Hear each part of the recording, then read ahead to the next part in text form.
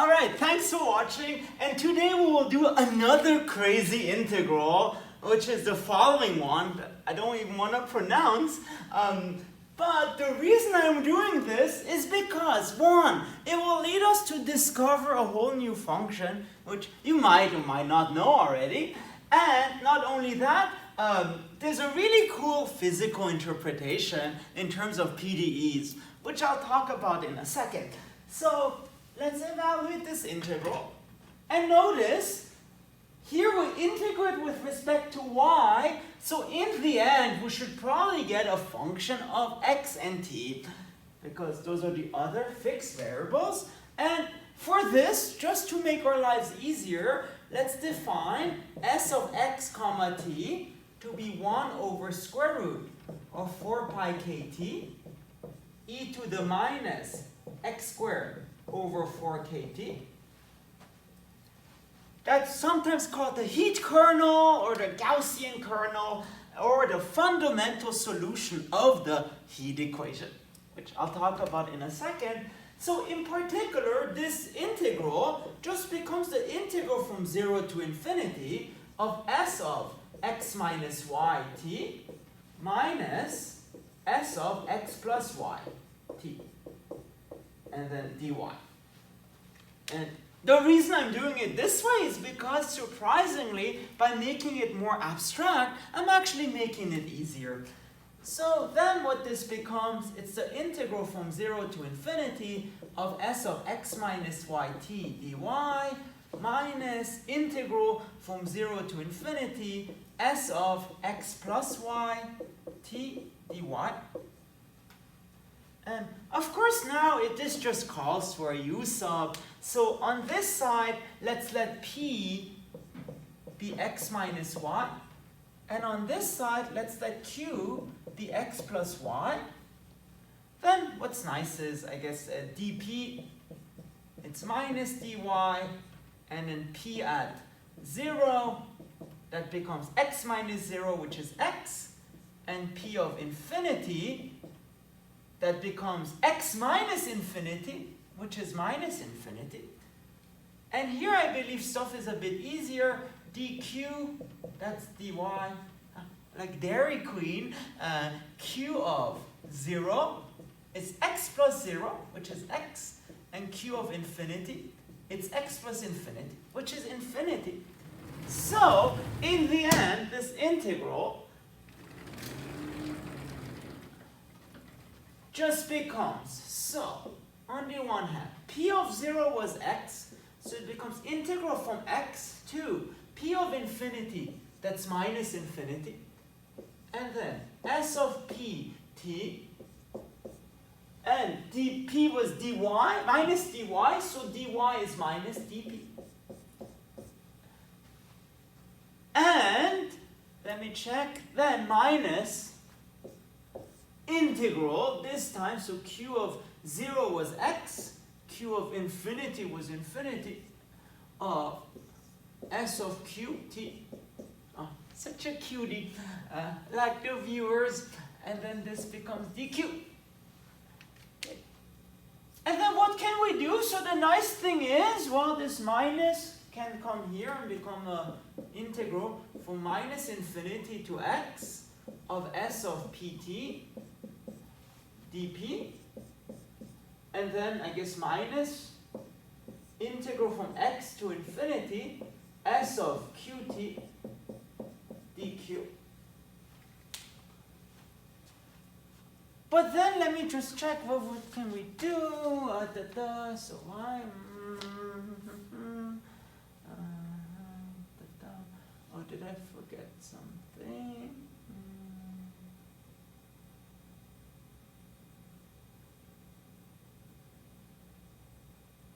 Oh, okay. Let me start again.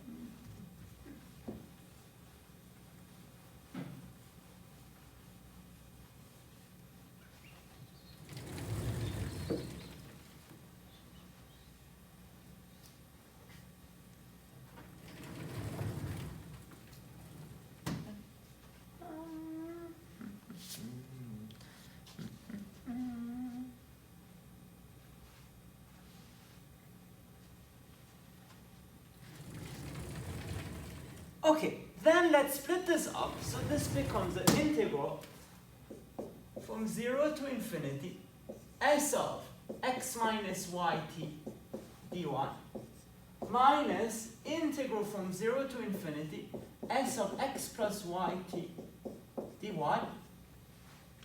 Okay, now what you could do is a u sub, and it's totally possible to do this, but for reasons that will become apparent in a second, let's even simplify our lives. Because look, this function is like a Gaussian kernel almost, right? So in particular, notice this is even in x. So what we have is that because this is even, s of x plus y is the same as s of minus x plus y, which is y minus x. So integral from 0 to infinity s of y minus x t dy minus integral from 0 to infinity s of x plus yt dy. And the reason we're doing that is because the u sub becomes a little bit easier. So here on the one hand, let's do p equals y minus x. Then dp is dy, which is nice, no more minuses. And also, so I guess p at, again, we do it with respect to y, so p at 0, that's 0 minus x, which is minus x, and p at infinity, that's infinity. That's on the one hand. On the other hand, let q be x plus y. Then dq, Dairy Queen, it's dy. Q at 0 becomes x, and q at infinity, that's infinity. X plus infinity, which is infinity, and therefore, what this becomes, it's the integral from minus x to infinity of s of p t dp minus integral from x to infinity of s of q t qd, like you, my viewers, okay, qd's, and then dq. And again, you could have done it without the symmetry, but then it's a bit uglier. And in fact, notice this simplifies quite nicely, because integral, so minus integral from x to infinity, it's the same as the integral from infinity to x.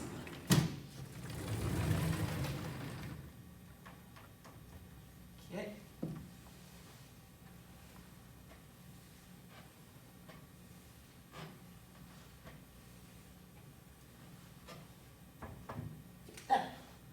This becomes integral from minus x to infinity. Now, before I use s of p t dp, well, now p is a dummy variable, so it's the same thing as the integral of s of yt dy. If you're confused, let's just let y equals p and do a u sub. And then what this becomes plus the integral from infinity to x of s of, again, yt dy. And what's nice is those two integrals, they come together, bang, bang, and what we get is the integral from minus x to x of s of yt dy. But it's even better because look, this is an even function. So the integral from minus x to x, the area under here, is just twice the area under here. So it really becomes 2 times the integral from 0 to x, s of yt dy. And now, if you want, you can now deconstruct this. So this becomes 2 times the integral from, I guess if you want, 2 over square root of 4 pi kt, integral from 0 to x of e of minus x squared over 4 kt. Oh, sorry, y squared over 4 kt dy. But that becomes 2 over square root of 4 pi kt integral from 0 to x of e of minus, I think, y over square root of 4kt squared dy, which suggests to use the u sub, right? Let, I don't know, p be minus y, oh no, so just let p be y over square root of 4kt. Then dp, that's dy over square root of 4kt. No pi there. And p of 0, it's 0. And p of x, it's x over square root of 4kt. And then what's nice is this integral just simplifies.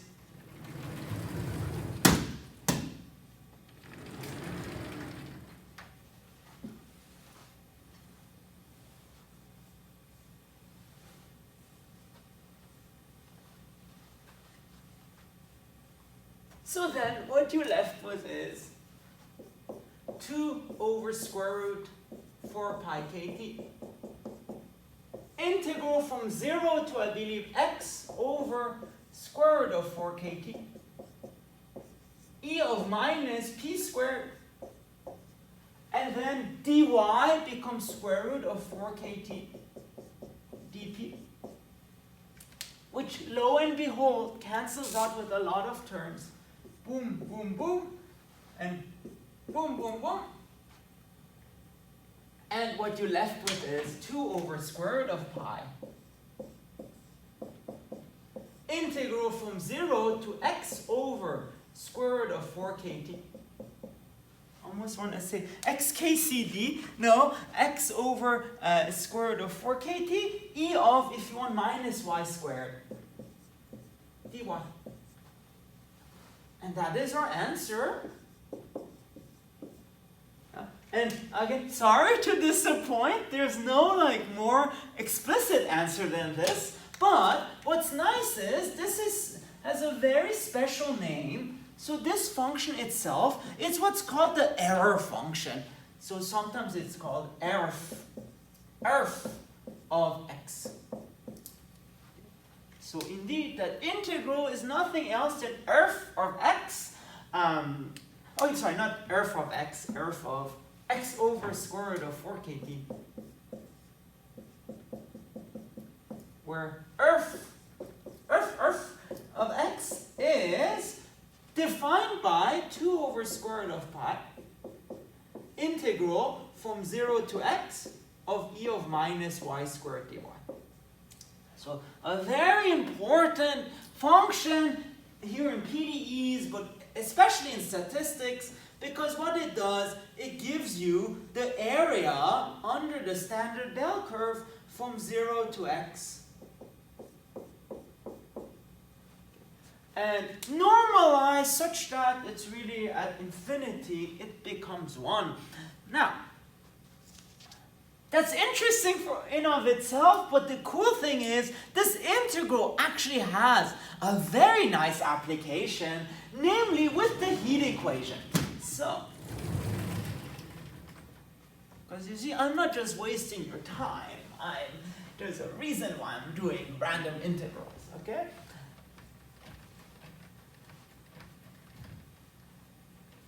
Most of the time. Sometimes I'm just doing them for fun. Because consider the following equation. Ut equals to kuxx. Let me just check. Is it k? Yeah, kuxx. And again, that's for the positive thing. And we force u to be 0 at 0. u0t equals 0. And u of x0 equals 1. So, what is the interpretation of this? Suppose you have a half rod. So like a metal rod starting at 0 and just going off to infinity. And suppose initially the temperature is 1. So suppose at time equals 0, everywhere the temperature is 1, at least for positive x.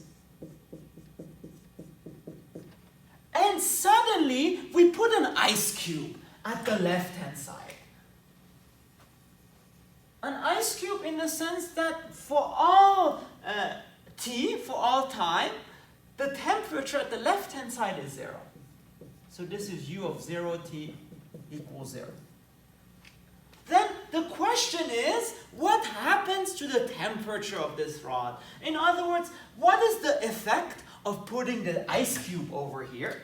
And it's very neat, because if you watch one of my previous videos, you know that the one solution of this is given by, actually the thing I talked about before, integral from 0 to infinity, s of x minus yt minus, let me just double check, minus s of x plus yt times whatever this value here is. So here times 1 dy,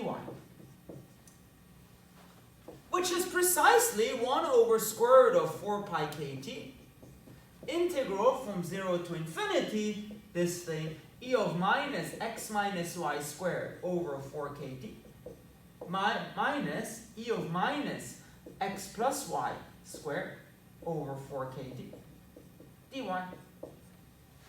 And we literally just calculated this to be the error function. So it is 2 over square root of pi, integral from 0 to x over square root of 4 pi kt. Oh, sorry, no pi anymore. 4 kt e of minus y squared dy. So, and what this does is for every x and t, it gives you the evolution of the ice cube at x and t. So, evolution of the temperature at x and t. And now let's see what happens. So, where was I at? Here's the interpretation. Notice, first of all, what happens as x equals 0. So, u of 0t equals 2 over pi, square root of pi, integral 0 from 0 to 0 of e of minus y squared dy equals 0. So indeed we do have at every, for every time at the left point, the temperature is 0. And moreover, let's see what happens for large x. So in other words, let's calculate u of infinity t. That is 2 over square root of pi, integral from 0 to infinity over square root of 4 kt. So it's just infinity, e of minus y squared dy. But that is just the half of the Gaussian integral. So it's 2 over square root of pi times square root of pi over 2. Bang, bang, bang, bang. And that becomes 1. So it's kind of interesting. What we know is for any time, the temperature on the left is 0, but eventually it becomes 1, or at least close to 1. And not only that, basically as time goes bigger, so as t gets bigger, this becomes kind of smaller. So for fixed x, as t gets larger, this becomes closer to the integral of 0 to 0, which is 0. So what is happening is essentially, at the beginning everything is 1 initially. Once we put this ice cube, things goes closer to 0. So the temperature, it's kind of going from 0 to 1. But that is for fixed t. Think like t is small. But the larger t is, the closer this becomes to 0. So eventually, for a bigger time t, you might think the temperature goes like that. It's like more 0 here, and then eventually increases to 1. And then more, you see, so more 0, and then eventually increases to 1. So, in other words, what happens is, at the beginning, the effect of the ice cube isn't that big. You just put it, it's not a lot 0, but then suddenly it becomes 1. But the larger time goes by, the higher the effect of the ice cube. So, That's right, it's kind of neat. This integral is very physical. It expresses this phenomenon of putting an ice cube in a rod problem. So I think it's nice. Alright, I hope you like this, and if you want to see more math, please make sure to subscribe to my channel. Thank you very much.